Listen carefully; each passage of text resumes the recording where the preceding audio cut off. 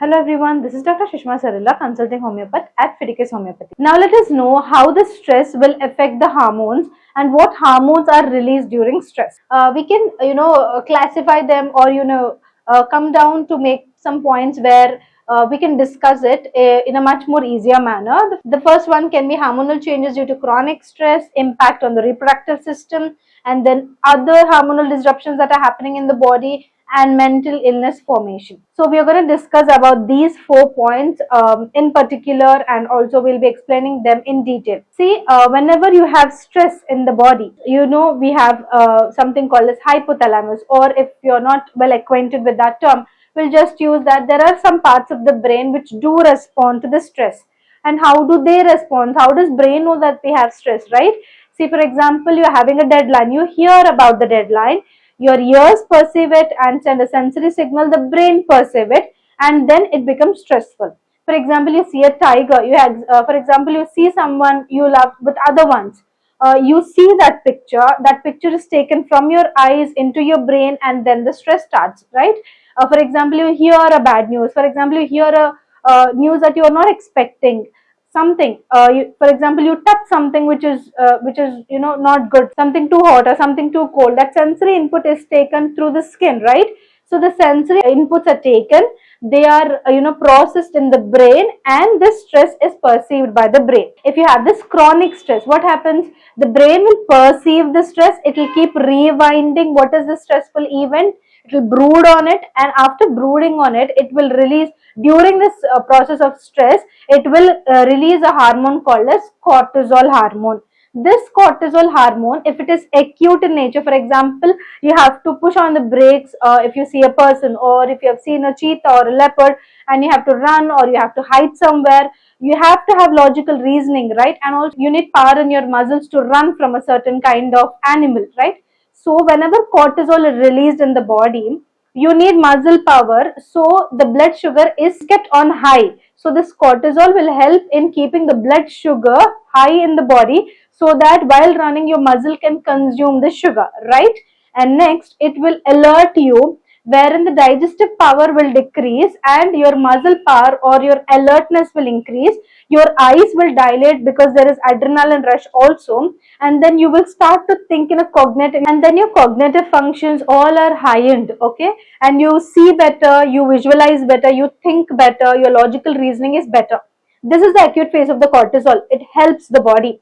But what happens if the stress is continued, if you're brooding on some stuff, if you're rethinking the same bad thing that you've heard or that you've seen or that you're feeling? You have, sometimes some people have this feeling that somebody is cheating on them, they have a feeling that something bad is happening. When you start to brood and overthink that thought a couple of times, your brain will perceive it as stress, and if it is a longer period of time, it is chronic, right? And during the chronic stage, the cortisol, which is supposed to help the body to cope up the stress, will start to affect the immune system. That is why people, especially conditions like psoriasis, rheumatoid arthritis, all of these conditions, or SLE as such, occur in patients or occur in people who have anxiety or who overthink a lot or who are oversensitive to the surroundings. This cortisol, what it makes is, in the acute phase it will help the immune system, but in the chronic phase it will deteriorate the immune system, where thereby you will be getting these autoimmune diseases. Apart from that, what does this cortisol do? Whenever there is stress on the body or stress perceived, the body will think of preserving. The only motto of our brain or of our body is to preserve the body, right? So what it does, it will perceive it as famine condition. If you are in depression and you don't eat properly, or even if you're eating for a very small quantities also, how the brain will perceive it? It will perceive it as famine condition, and whatever you're eating it will store in the form of fat, so that your body can run for a longer period of time even in this famine condition. So whatever you're eating will start accumulating in your belly. That is why people who have high cortisol or chronic stress will have belly fat, they'll have fat in the hip area, especially women. And also, what does this cortisol do? It will maintain that high blood sugar rise in your blood vessel, right? And if that high blood sugar level is risen continuously in your body, it can lead you from a no diabetic stage to pre-diabetic stage, from pre-diabetic stage to a diabetic stage. And if not controlled by medicines, or if your chronic stress per se is not taken out, it can go into uncontrolled diabetes. This is how people with stress have or get these lifestyle disorders. And today we are talking about fibroids, right? So how are these fibroids formed? Cortisol will cause some reaction and thereby it will cause fibroids. This whole reaction I'll be explaining it to you in the next slide. If you're someone who is experiencing fibroids or chronic stress, infertility issues, male and female infertility issues, abortions or miscarriages, if you're someone who's experiencing bulky uterus, if you're someone who's experiencing endometriosis, adenomyosis, dysmenorrhea, or polycystic ovaries, remember Fidicus homeopathy is the answer.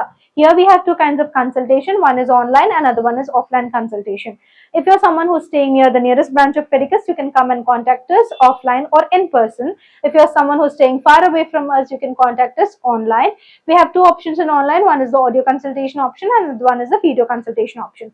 After the case taking is done, if we need any further investigations, we will let you know and you can share the investigations which you have already done to us. And after this whole procedure, especially to the online clients, medicines will be door delivered to you. If you're staying in India, it can take 3 to 4 business days. If you're staying in USA, it can take 3 to 5 business days. And if you're staying elsewhere across the globe, it can take 4 to 8 business days for our medicines to reach your doorstep. If you want to contact us, you can call us on this number, WhatsApp us or ping us or message us on this number. If you want to know more about Fidicus homeopathy, you can check our website www.fidicus.com. If you're someone who's suffering from fibroids or infertility issues, male or female infertility issues, miscarriages, or if you're someone who's suffering from bulky uterus, endometriosis, adenomyosis, or dysmenorrhea, or any other female reproductive organ issue diseases, you have seen that how homeopathy is much more helpful than allopathy in this kind of diseases. And now we are going to discuss why Fidicus homeopathy is much better than other homeopathic institutions or other homeopathic doctors. Because Fidicus homeopathy stands for highest chance of health. Here we are already experiencing good success rates in treatment of male and female reproductive organ diseases. Apart from that, the transparent treatment, there is no gray area between the patient and the doctor. The prognosis will be clearly explained to you. And the personal care here at Fidicus is top notch. Any sort of queries or questions that you have, we will be busting all of that and educating you on that. If you want to choose health, if you want to choose cure, choose Fidicus homeopathy. Thank you. Fidicus Homeopathy.